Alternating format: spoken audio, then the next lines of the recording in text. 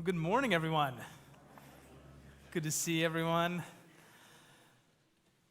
I'm back. I got to try it again, right? So, no, I'm excited. I'm excited to share with you guys as we continue through this story of David. And it's interesting because maybe you saw at the top of the outline there that this idea of who do you fear? And so I hope it's not I hope it's uplifting because you think like, oh gosh, she's going to talk about fear. I am. But it's such an interesting time we live in right now, isn't it? There's a lot of fear. There's a lot of fear in this world, in our country, in our homes. We fear a lot of things. And even now what a lot of people are dealing with this rain, it's so fascinating. This rain and the snow is a good thing, right? We've been praying for it for a while.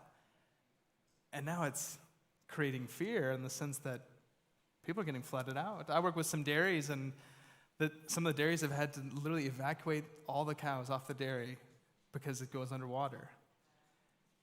And so it's interesting that even good things can bring fear. But where are we letting that fear take root? Where are we sitting with that? And it's funny because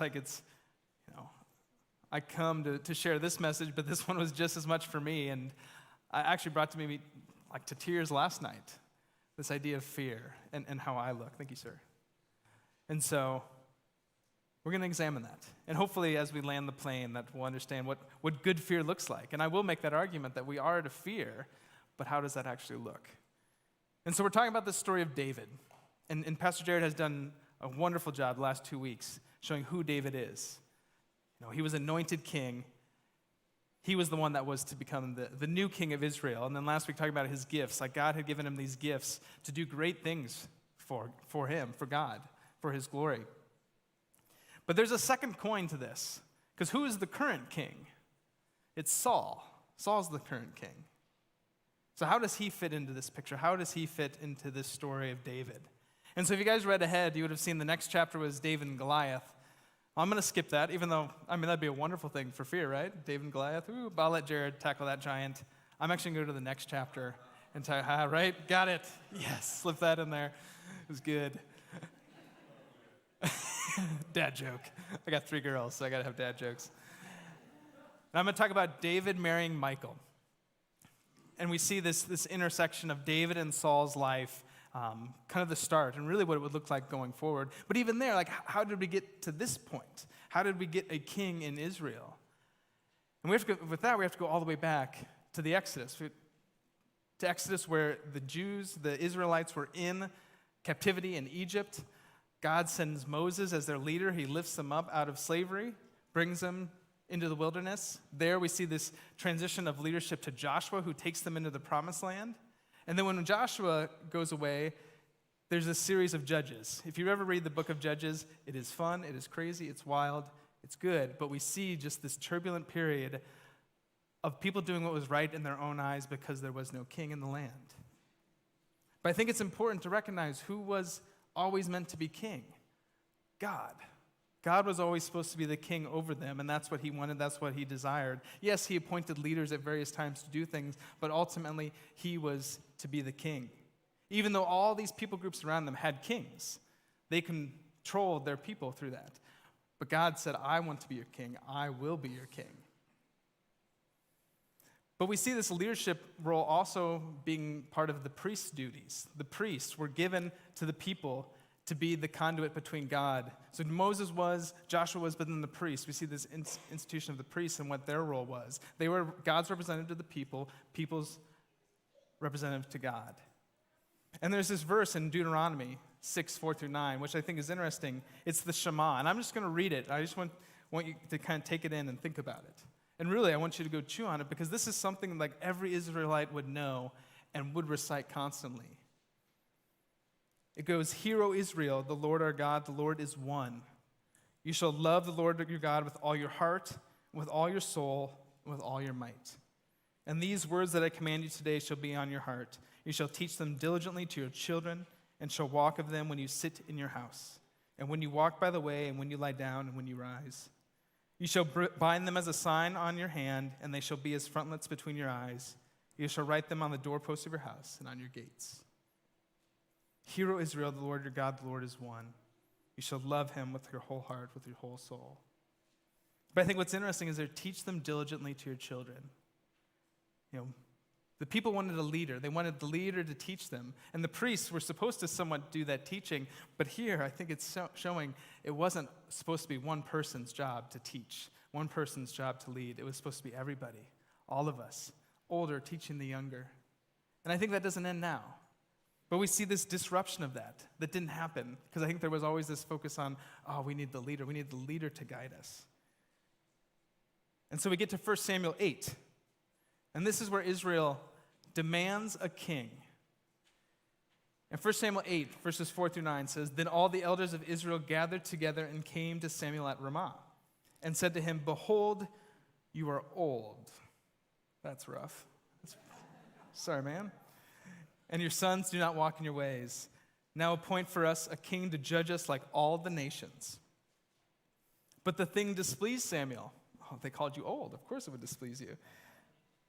Samuel said, but this displeased him when they said, Give us a king to judge us. And Samuel prayed to the Lord, and the Lord said to Samuel, Obey the voice of the people in all that they say to you, for they have not rejected you, but they have rejected me from being king over them. According to all the deeds that they have done from the day I brought you up out of Egypt, even to this day, forsaking me and serving other gods, so they are also doing to you. Now then, obey their voice. Only you shall solemnly warn them and show them the ways of the king who shall reign over them. And later in verse 19, the people doubled down again. They said, but the people refused to obey the voice of Samuel. And they said, No, there shall be a king over us, that we also may be like all the nations, and that our king may judge us and go out before us and fight our battles. To be like all the other nations. Even though they were meant to be set apart, they wanted to be like all the other nations. So they're demanding a king. They're rejecting God as king over them. And I find it interesting because verse 19 follows a long section where Samuel gives them a warning on what a human king would look like. In verse 10 through 18, it says, So Samuel told all the words of the Lord to the people who were asking for a king from him. He said, These will be the ways of the king who will reign over you. He will take your sons and appoint them to his chariots and to be his horsemen and to run before his chariots. And he will appoint for himself commanders of thousands and commanders of 50s, and some to plow his ground and to reap his harvest and to make his implements of war and the equipment of his chariots. He will take your daughters to be perfumers and cooks and bakers.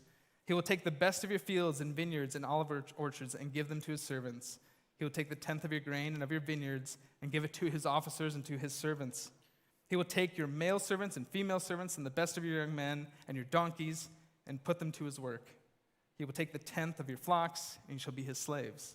And in that day you will cry out because of your king, whom you have chosen for yourselves, that the Lord will not answer you in that day. It's basically everything, right? The king takes almost everything. Yet even after this, Israel said, No, we want a king because he's going to fight our battles for us. They rejected God as their king. So I think the question of who do you fear begins with who is king over your life? Because there is a king. And that warning where we see all the things that are going to that king is taking those things. So who is king over your life? Who's king over my life? And that can kind of be three different people. It can be someone else.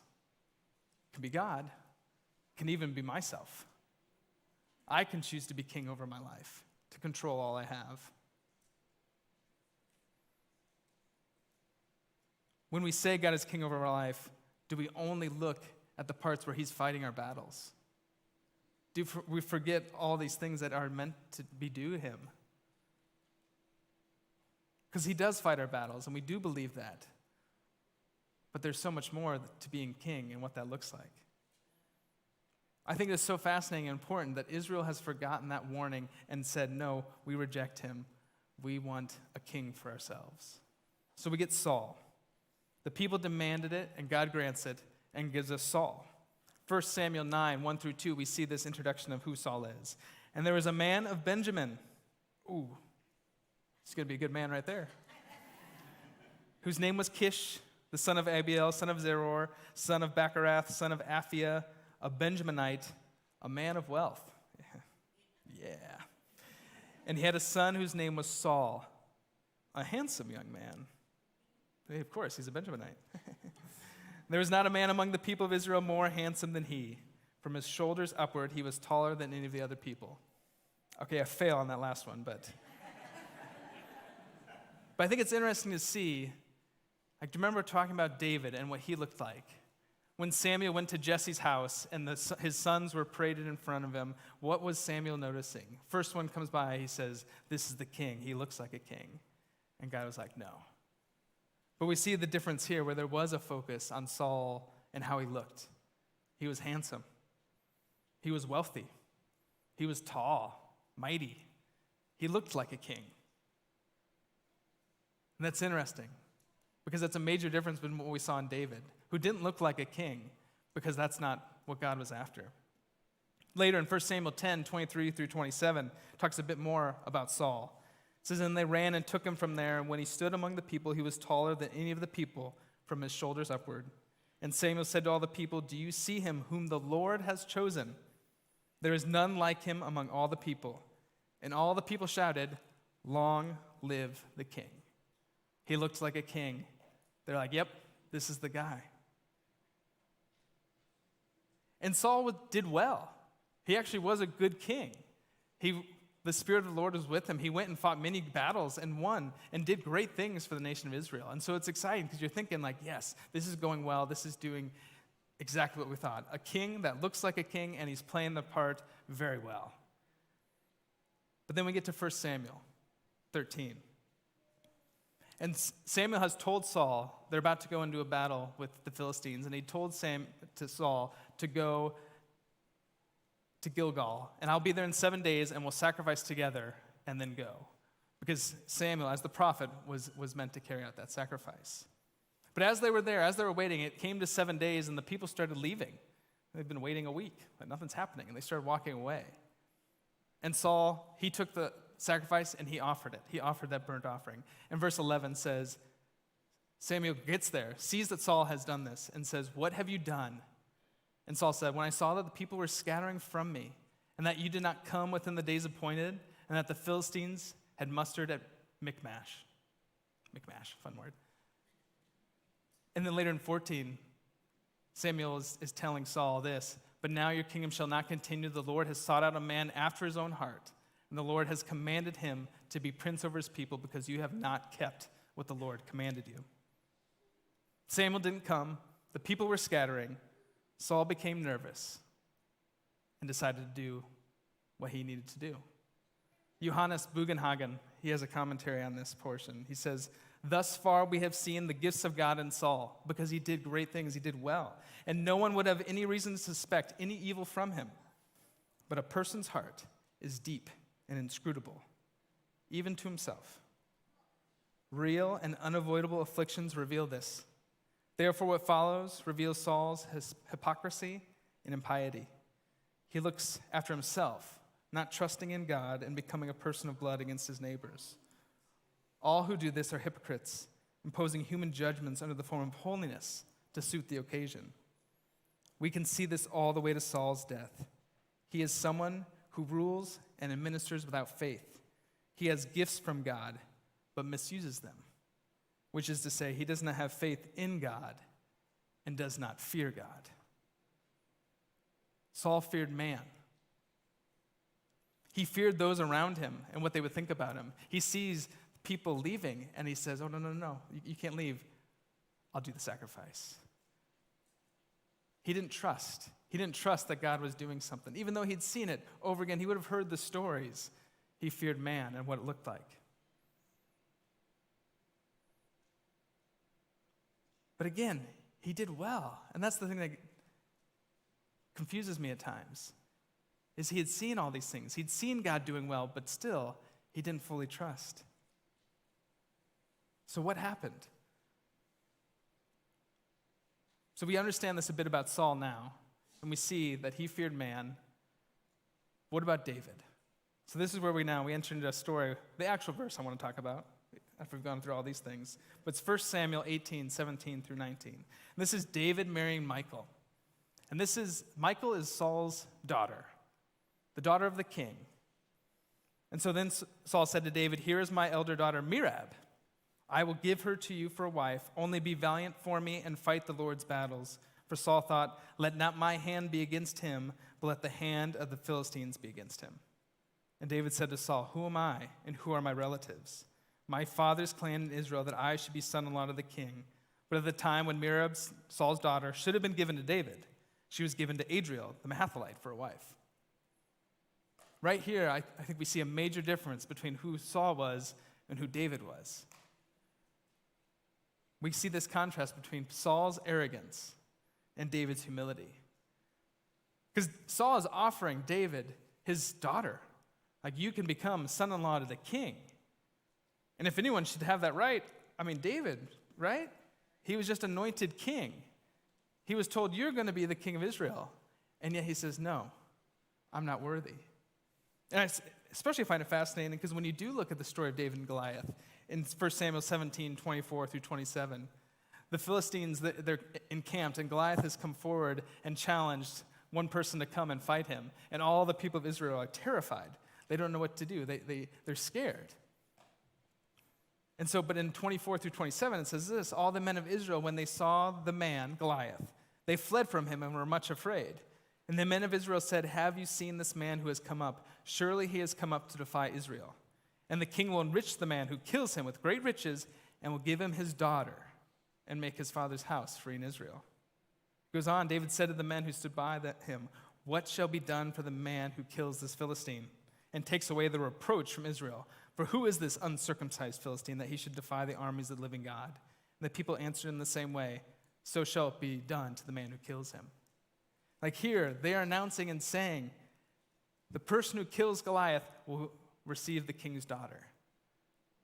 So again, we're seeing David's humility. He was anointed king, yet still did not feel he was worthy of that honor. He killed Goliath. He was meant to receive the king's daughter, but did not see himself worthy. But did you catch what it said about Saul when Saul was trying to give David his daughter?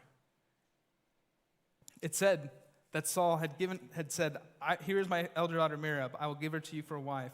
Only be valiant for me and fight the Lord's battles." A good thing, right? You become my son-in-law, I'm going to give you a good thing. You get to fight the Lord's battles. But did you see what he thought? "Let not my hand be against him, but let the hand of the Philistines be against him." Saul feared man. He feared David. And he wanted David gone. And he thought to ensnare him by pulling him in and saying, "Here, have my daughter. Fight the Lord's battles." Good things, right? But hoping that the Philistines would kill him. Later in that passage in 20:29, it says, because Merab has been given off, and now it's Michal. Now Saul's daughter, Michal, loved David, and they told Saul. And the thing pleased him. Saul thought, "Let me give her to him, that she may be a snare for him, and that the hand of the Philistines may be against him." Therefore, Saul said to David a second time, "You shall now be my son-in-law." The fear of man is a snare. And Saul feared man more than he feared God. He feared David and what David could do. Even though David is in humility showing reverence to him, he still feared him. Proverbs 29:25 says, "The fear of man lays a snare, but whoever trusts in the Lord is safe." The fear of man is dangerous. It drives us to do things that are not true. If we really understood how dangerous it was, we might fear men less and fear our fears more. And that might sound a little confusing. Fear men less and fear our fears more. I think it's because the fear of man can be so subtle and undetected that we don't realize it's even there. That we do things out of fear, but not even realizing it. And I think to some level we should be fearing that we don't recognize it. 1 Corinthians 10:33 starts with, "I try to please everyone in everything I do." But why? Why are you trying to please everyone in everything you do?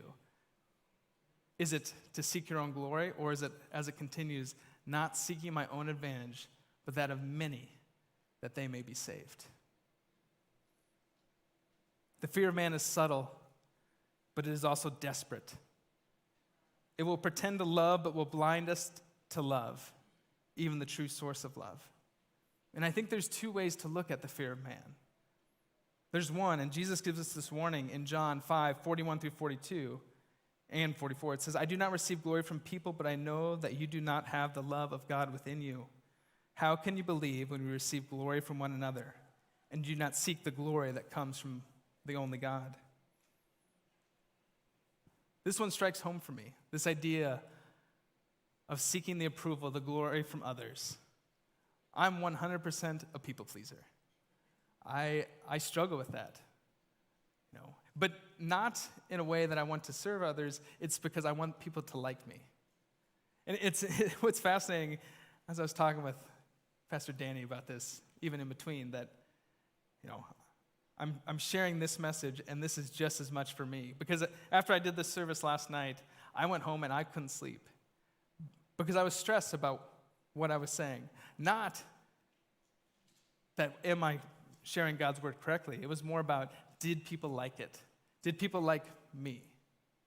And I think that's so dangerous. It's so dangerous in anything we do. Are we doing it because we want people to see us, we want people to like us, we want people to love us? Or are we doing it because we want to see them be saved? Are we doing it because we want to bring God glory? It can be wrapped in love. We can do things out of love, even serving in love, and still miss it because it's bringing us glory. Do we seek that glory from others? The other part of that coin, I think, the other part of what the fear of man looks like, because there is the fear of others, the fear of what people think, their opinions. And again, I'm not saying it's not wrong to worry about what other people think to some level, but it's why are you worrying about it? But on the other side is the fear of man. What is the fear of man?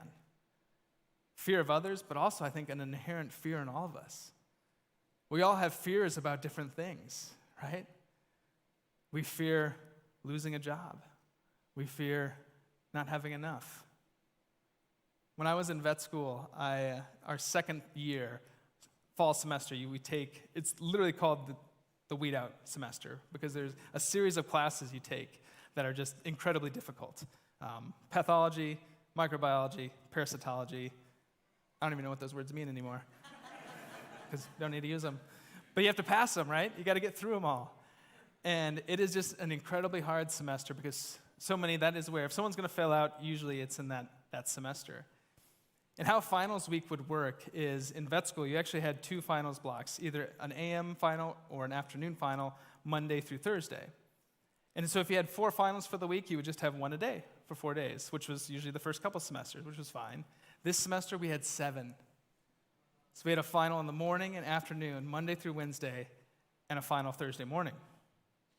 And so for me, parasitology was the bane of my existence. I struggled with that class. That's the study of parasites, which is, who cares, right? But you've got to know it to pass the class. And I was struggling. I needed a 51% on the final just to pass, and I mean get a D. Just pass it, get through it. But that was our last final, Thursday morning. And we had all these other finals, again, all these really tough, incredibly hard finals. And Wednesday afternoon, I got done at 4 with the last final, and it's all right, I can concentrate on parasitology because I need to pass this class. I couldn't sleep. I went home, and I was like, well, at least I can sleep. Maybe I'll wake up at 4, go in and study. I couldn't. And so I went to the vet. I was like, all right, whatever. It's 1 a.m. I'll just go in and start studying. I couldn't even do that. I just sat on the floor, just staring at the wall. I was afraid of failure. I was afraid of failing, getting to this point and then failing. And I think the fear of man could be utterly crippling. Take us to the point where we can't even function well. And that fear can look differently for any of us, whether you're fearing what others think or a fear of something in your life. Are we allowing it to cripple us, to stop us from doing good things? I got a 54 on the final, so D gets degrees. Now you're like, I'm never going to come to you as a vet. Yeah, I wouldn't. That's why I work with cows.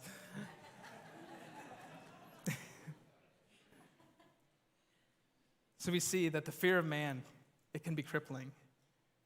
It can stop us in our tracks. It can stop us from functioning. But I want to point out something specific about Saul, too, especially in the last part of 1 Samuel there, in verses 25 through 29. It says, Then Saul said, Thus you say to David, the king desires no bride price except 100 foreskins of the Philistines, that he may be avenged of the king's enemies. Now Saul thought to make David fall by the hand of the Philistines. And when his servants told David these words, it pleased David well to be the king's son-in-law. Before the time had expired, David arose and went, along with his men, and killed 200 of the Philistines.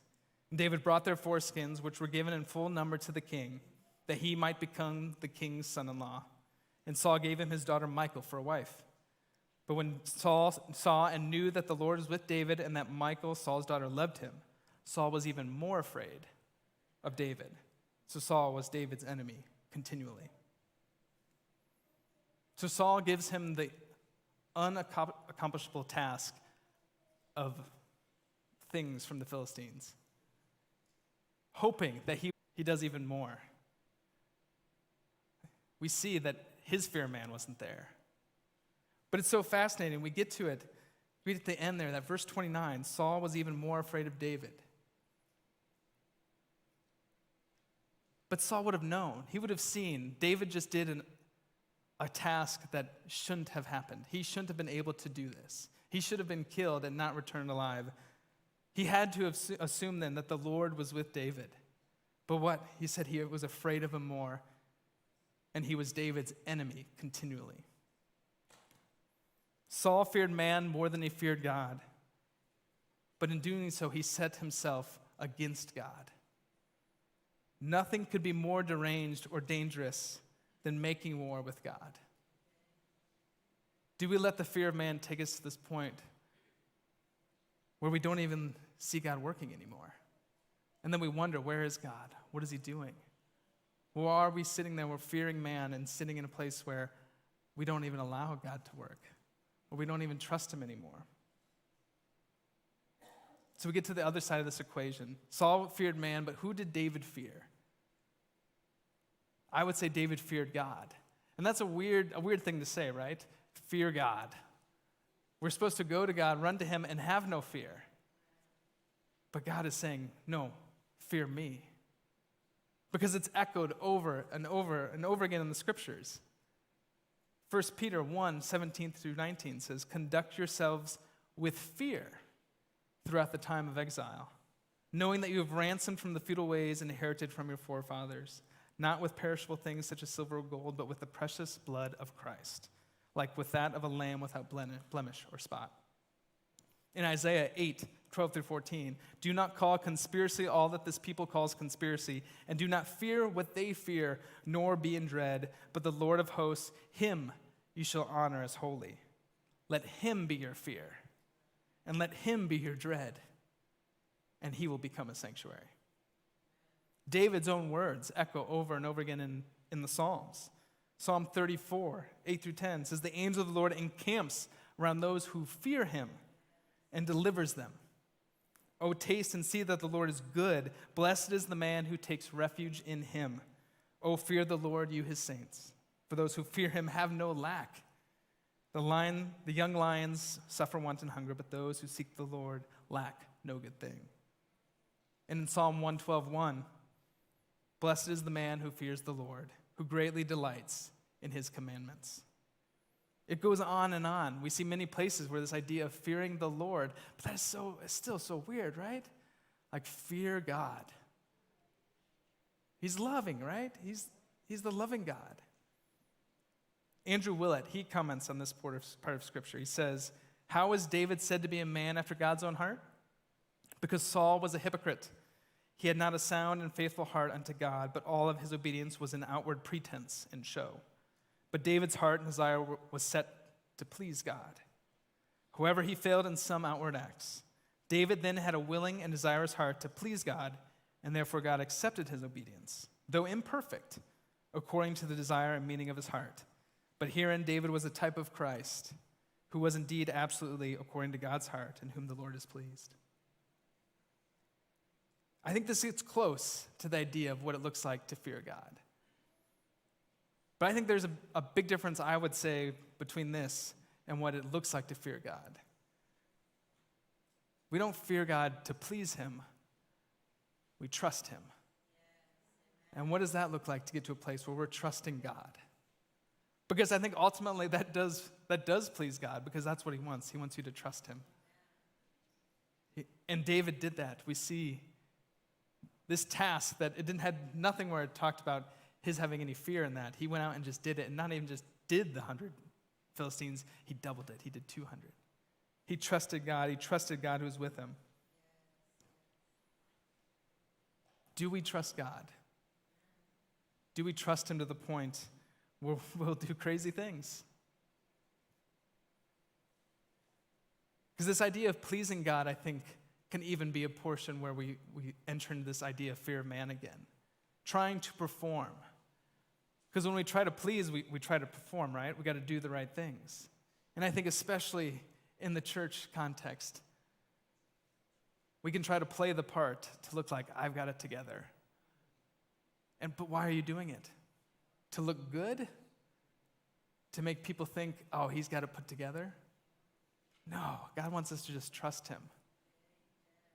He wants you to come as you are and be changed by him, not change because you need to perform, but change because you trust him. Because you see him moving and you say yes. But again, like trusting God, I think that's difficult. Because who is God? Good question, right? When we realize who God is, I think that idea of trust, it gets easier to trust him. God is huge. He's big. Marshall Siegel, he has this quote about God. He said, "If God is small, peripheral, and relatively harmless, the shadows in the eyes of others will haunt us. Their expectations will corner us. Their disappointment will crush us. Their anger will undo us. To be feared from the enslaving fears of other, God has to be big. Bigger than expectations, bigger than their disappointments, bigger than their anger, big enough to fear." God is the creator and author of all life. I mean, he's made this universe. He's made this earth. I grew up in Iowa, miles away from the ocean. The ocean astounds me, one, because it's so big, it's so massive, and God created it. But I think there, he is so big, he's so majestic, but he also is so detailed. And we see that in the intricacies of life and what he's done and how he's put it all together. Again, I have a science background, and I've been fascinated about what God has done. And when I was in high school, we took a trip to Palmer Chiropractic College and went to the neurology lab. So neurology is the study of the brain. And we went to this place, we got to work on human cadavers, which was, as a high school senior, was like, dang, this is awesome. But we're looking at these human brains, like literally holding them, looking at them. And my brother was talking to the professor, the PhD. He'd studied the brain his whole life, looked at it. And he asked him, like, could we have this just developed? And the guy said, no, there's no way. It's too perfect. It's too wonderful. How many of you heard the term fat is bad? Like fat, I gotta get rid of this fat. Not good, right? Do you know what the fattiest organ in the body is? The brain. 60% of the brain is fat.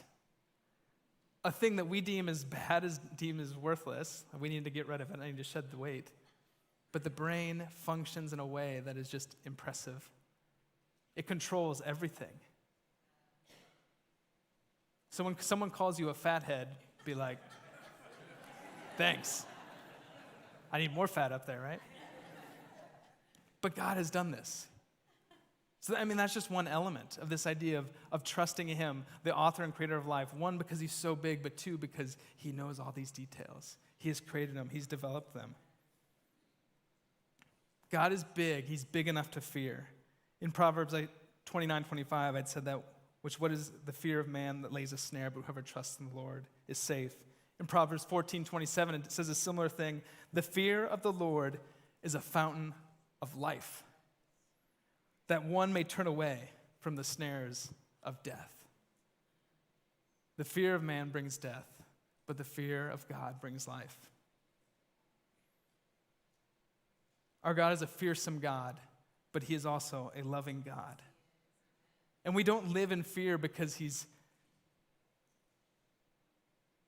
fearful. We fear him because he is God, because he is who he is. And I think this gets to the idea of identity.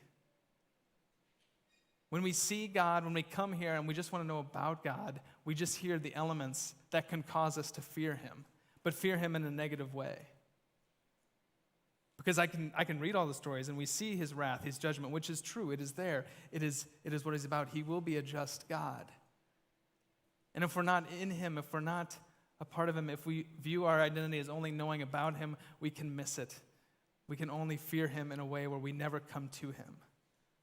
But when we get to the place where we know God, when we come wanting to know God, we fear him in a way that's different.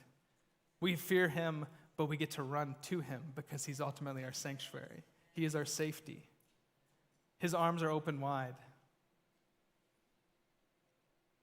I think of the picture of a father. My dad, growing up, he was a farmer. Very strong guy. Like, I literally thought he was the strongest man in the world until my brother took him. But I could fear him. And I did fear him because of what he could do, because he was so strong. But he still was a place that I ran to for safety because his strength was what could protect me. And all the things that we fear ultimately fear him even more. And so we do fear him, but we get to run to him. I'm going to have the band come back up as we wrap up. And 1 John 4:18 says, there is no fear in love, but perfect love casts out fear. For fear has to do with punishment. And whoever fears has not been perfected in love. So when we are in this place of just knowing about God, we fear punishment. And I thought I was going to get through the whole message without mentioning John Piper, but I'm going to. Because he has a wonderful comment on this passage. He says, so God doesn't want us to cower like slaves in his household, where the children should be enjoying the sweet peace in their father's care. So if we can get to the point of perfect love, we wouldn't fear God's rejection of us. We would easily be content in his acceptance. We would really be content in his acceptance. So we should be done with a cowering fear that we might not be saved and enjoy our care and security in his house. We don't fear punishment from him. When we are with Christ, the punishment has been paid by him. And I think that's what's so beautiful. And the essence of the gospel is God stepped down and took that judgment for us, took that punishment for us. So we don't have to fear that.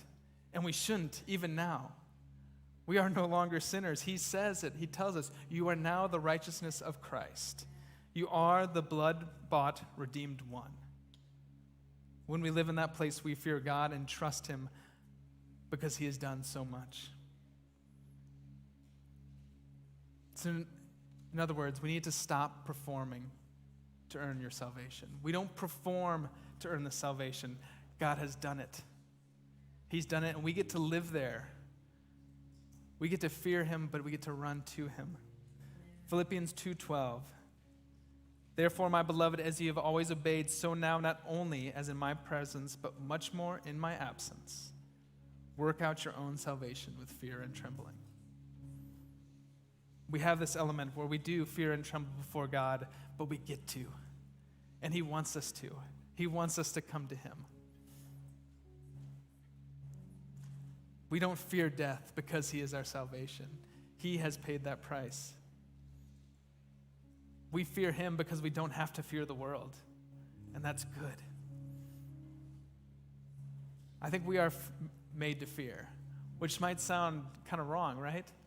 But because we fear him, we get to be fearless. We don't have to fear everything else because we fear him, because of what he's done, who he is. He is awesome. He's wonderful. He's terrifying, but he invites us in, and we get to run into his arms. We don't fear that we aren't worthy enough. We fear him, for he is worth everything. Father, I just come before you today. Lord, we just give you praise for who you are. Lord, as we just think about this idea of what it means to fear you, we just come before you and say, teach us, Lord. Help us to trust you. Guide us in what you want to see happen, Lord. You are sovereign over all, and your glory will be forever. Lord, we love you. We give you praise, and we worship you because you are totally worth it.